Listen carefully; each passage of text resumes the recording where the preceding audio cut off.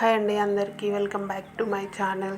ఇవాళ మన ఛానల్లో వచ్చేసి డబల్ కా మీఠా అయితే చేస్తున్నాను. ఇంట్లో ఉన్న వాటితోనే చాలా టేస్టీగా సింపుల్గా రెడీ అయిపోతుందండి. సో ఇదైతే హెల్దీ వేలోనే చూపిస్తున్నాను. సో ఇంకెందుకండి ఆలస్యం, ప్రాసెస్లోకి అయితే వెళ్ళిపోదాం. నేనైతే ఇక్కడ బ్రౌన్ బ్రెడ్ తీసుకున్నానండి.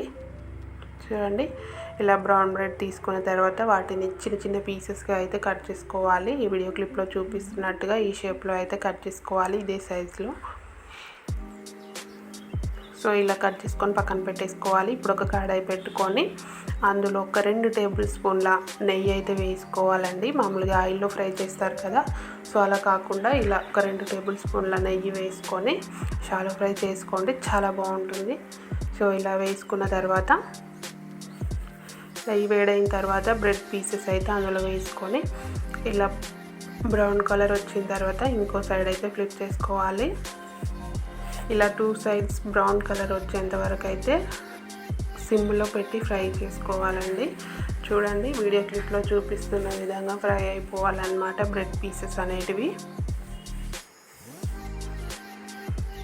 మీకు ఏమైనా నెయ్యి తక్కువ అనిపిస్తే ఇంకొక స్పూన్ యాడ్ చేసేసుకోవచ్చు. ఇలా ఫ్రై చేసుకొని వాటిని పక్కన పెట్టేసుకోవాలి. ఇప్పుడు ఒక గిన్నె తీసుకొని అందులో పాలు పోసుకొని మరిగించుకోవాలండి, వాటిని తిక్కుగా అయ్యేంత వరకు. సో ఇప్పుడు అదే కడాయిలో మనం బ్రౌన్ షుగర్ అయితే తీసుకున్నాను నేను. సో 1 కప్పు తీసుకున్నాను, మీరు మీ స్వీట్నెస్కి తగ్గట్టు తీసుకోవచ్చు. అదే కప్పుతో వాటర్ కూడా తీసుకున్నాను. సో చూడండి, పాలు అయితే ఇలా తిప్పుతూ ఉండాలి. ఈలోపు బ్రౌన్ షుగర్ కూడా కరిగిపోతుందండి. సో పాలనైతే ఇలా మనం ఎడ్జెస్కి వచ్చే పాల మేగడంతా ఇలా స్పూన్తో తీస్తూ తిక్కుగా అయ్యేంత వరకు మరిగించుకోవాలండి. చూడండి, ఇలా సిరప్ అయితే రెడీ అయిపోయిందండి.